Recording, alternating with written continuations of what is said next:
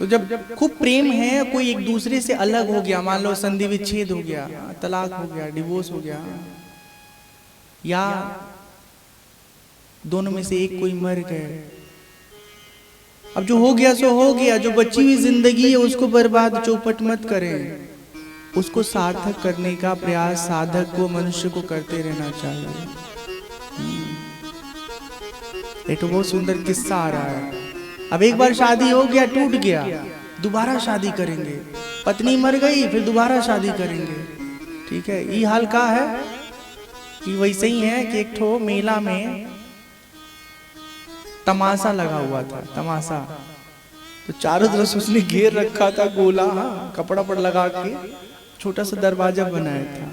आओ आज तक ऐसा तमाशा कहीं नहीं देखा होगा, हम दिखाने वाले हैं एक ऐसा तमाशा जो न कभी किसी ने देखा है न कभी किसी ने कहीं देखेगा। लोग घुसते थे, बहुत बढ़िया तमाशा है, चलो देख के आते। टिकट का पैसा ले लेता था गेट कीपर, दरबान घुसाता था, अंदर कुछ था वो नहीं, खूब कूटते थे सब।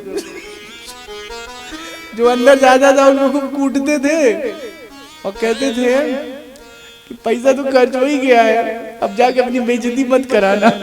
बोलना बड़ा मजा आया, बड़ा मजा आया, वो आता था बाहर, कहते थे बड़ा मजा आया,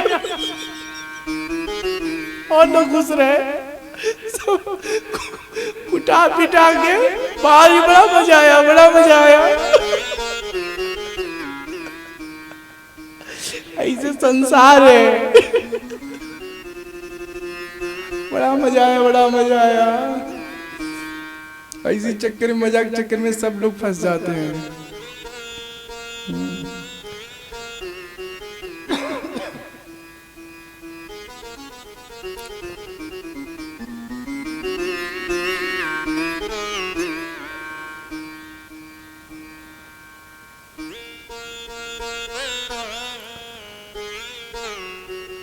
पार्वती जी जन्म लेती हैं, उनके जन्म का खबर पा करके नारद जी उनके घर जाते हैं। पर्वतराज हिमाचल पार्वती जी को बुलाते हैं और नारद जी के समक्ष बिठा करके कहते हैं हमारी बेटी का जरा हाथ देखिए, इसका भविष्य कैसा है।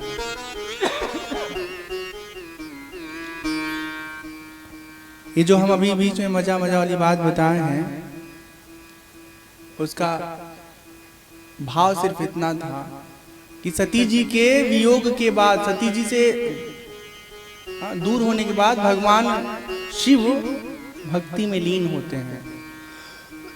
संसार का अनुभव अगर मिल जाए तो बार बार उस अनुभव के पीछे मत भागिए,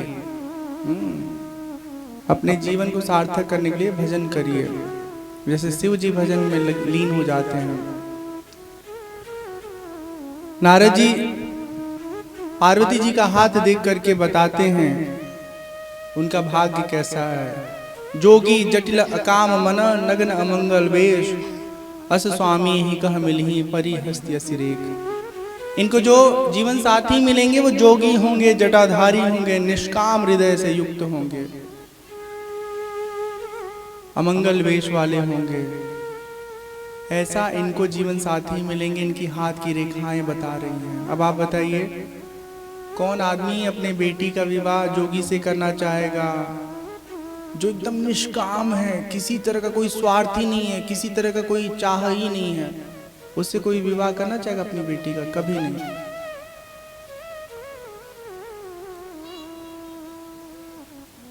नारद जी बहुत बढ़िया बात कहते हैं, ध्यान से सुनिए आप सब लोग। कह मुनि सहिमवंत सुनो, जो विधि लिखा लीलार, देव दनुज नर नाग मुनि को न मेट निहार। नारद जी कहते हैं हे हिमवंत, हे हिमवान, हे हिमाचल जी ध्यान से सुनिए। विधाता ने ललाट में जो लिख दिया है उसे कोई मिटा नहीं सकता। बाबा काबा तांत्रिक और भूत पिशाच झाड़ने फूकने वाले कोई हमारे किस्मत को बदल नहीं सकते, लेकिन हम लोग पागल आदमी वहीं जा रहे जहाँ लगता है फूक मारेंगे सब कष्ट उड़ जाएगा। इतना अगर दम होता तो सबसे पहले आदमी अपने घर का कष्ट उड़ाता है। जो कर्म हम लोग कर चुके हैं उसको भोगे बिना हम उससे बच नहीं सकते।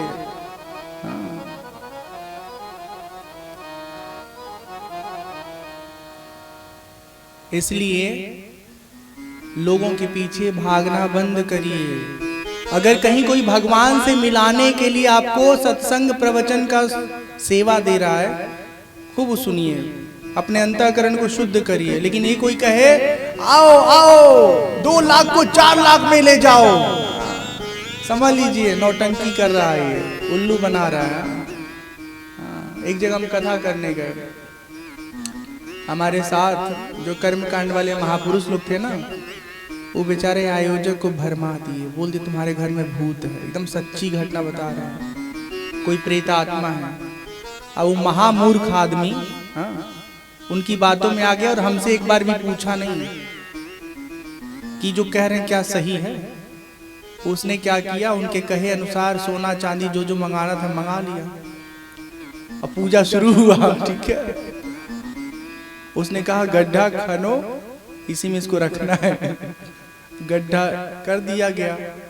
अरे 1-2 फीट का गड्ढा होगा, बोला कि अब इसमें इसको रख देंगे, हाँ बाद में निकाल लेना, ठीक है। चतुर लोग तो होते ही चतुर, हाँ।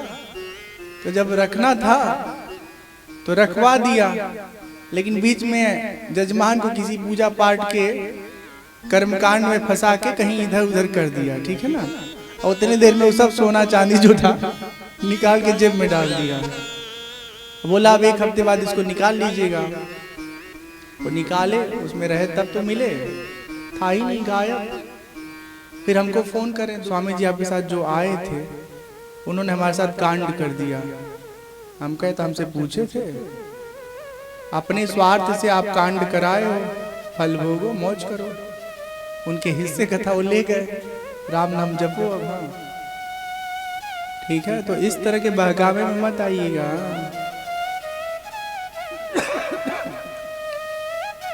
एकदम सच्ची घटना बता रहे हैं। अब हम खाली कृपा इतने कर रहे हैं कि उस आदमी का नाम हमको मालूम नहीं है, और मालूम भी होता तो बताते नहीं, ठीक है ना। किसी की बेइज्जती मत करो, लेकिन उस घटना के माध्यम से लोगों को जागरूक जरूर करो। हाँ,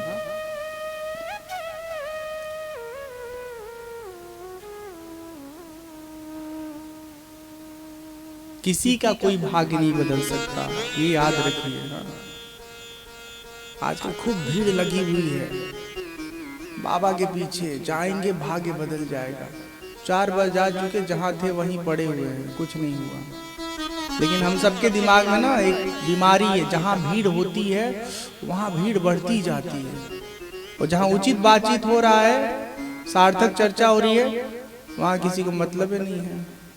एक और कथा सुना रहे हैं। एक बाबा थे, बहुत दूर थे बाबा, पंडित जो भी कहिए, हाँ, गांव भर को भरमा रखे थे, गांव भर को उल्लू बना रखे थे। उसी गांव के एक विद्वान काशी से पढ़ के आया, कहा हमारे गंगा वाले तो सब लुटा रहे हैं, ये जो धूर्त है ये सबको लूट रहा है। उनको बड़ा कष्ट हुआ, बोले इसको मजा तो चखाना पड़ेगा। तो धीरे से हल्ला कर दिए, अफवाह फैला दिए धूर्त बाबा के बारे में। क्या कि बाबा इतना ज्ञानी है, इतना तपस्वी, इतना सिद्ध पुरुष है कि इसके देह का एक ठो बाल मिल जाए, आदमी का जिंदगी सुधर जाए, सब कष्ट दूर हो जाए। हाँ, अब भगत आवे लागल, ए बाबा अरे तू बलवा दे दीजिए। बाबा भी शुरू शुरू में खुश हो गए, बाली तो है, कोई 100 रुपए का नोट तो है नहीं। टूड़े जटा से निकाले, दे दिए, 1 को दिए, 2 को दिए, 3 को दिए। धीरे धीरे लाइन बढ़ती गई, पता चला 2 किलोमीटर तक लाइन लगी है।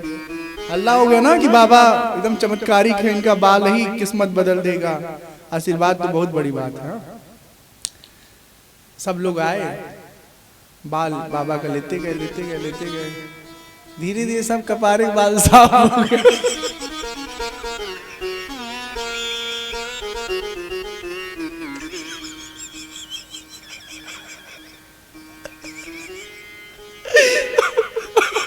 अब दाढ़ी बचा हुआ था, दाढ़ी भी साफ हो गया, ठीक है। फिर देही का सब बाल धीरे धीरे, कि लंबा खींचने से क्या मिलना है, कुछ नहीं मिलना है, भाव समझिए। देही का एक एक रुआ इतना भीड़ लग गया कि लोग पूरे नोच चला।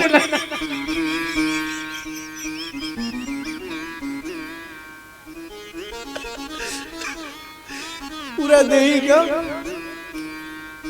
साफ सुथरा हो गया, क्लीन।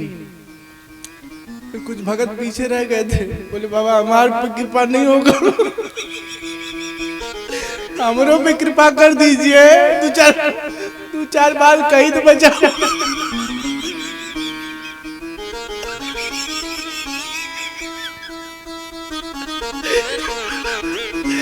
बोले अरे कुछ नहीं बचा है, अरे बाबा काकिया तक दिखाइए।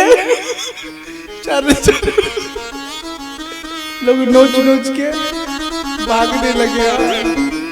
बाबा जी की जय, बाबा जी की जय, बाल त्यागी बाबा जी की जय।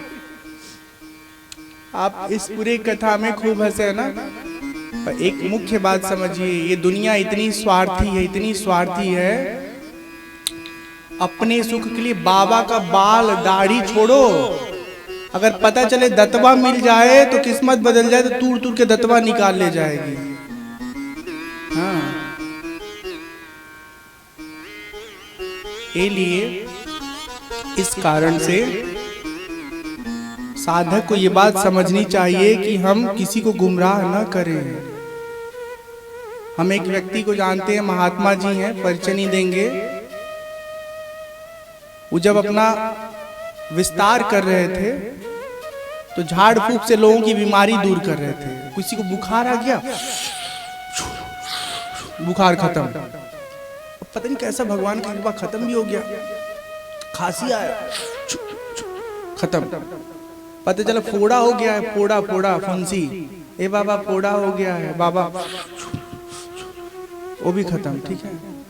अपनी आंखों से देखें, कानों से सुने हैं, जब बाबा सेटल हो गए, सब व्यवस्था टाइट हो गया, उसके बाद चेला इसे भीड़ लगाए रखे। तो बाबा मजबूरी में तो फंसे थे, करना तो था ही कुछ ना कुछ, लेकिन बाबा खींच करके चिल्ला के हमको सुना के बोले कि सब ससुरे, हाँ, बीमार होने के बाद डॉक्टर के पास नहीं जाते, मेरे पास चले आते हैं। हाँ, इनको डॉक्टर के पास जाना चाहिए। कैसे जाएंगे, चस्का तो आपने लगाया था ना, उसको अंधविश्वासी तो आपने बनाया ना, तो आपने गलत आदत डाला। अब जब भीड़ बढ़ने लगी और आपका काम पेट भर गया आपका, तब आपको सोना है, लेकिन खड़ा दरवाजे, बाबा बाबा दिन भर, बाबा बाबा, चैन ही नहीं है बाबा को। इसलिए जो सचमुच साधक होता है ना, भीड़ से बच के रहता है, भीड़ से बच के रहता है। भीड़ में कुछ नहीं रखा। हाँ, बच्चा लोग है, चुन्नू मुन्नू चिंकी पिंकी, कृपया करके शांति बनाए रखें, ठीक है, शांत बने रहिए, ठीक है। तो भाग्य को कोई नहीं बदल सकता, ये बात याद रखिए, ठीक है।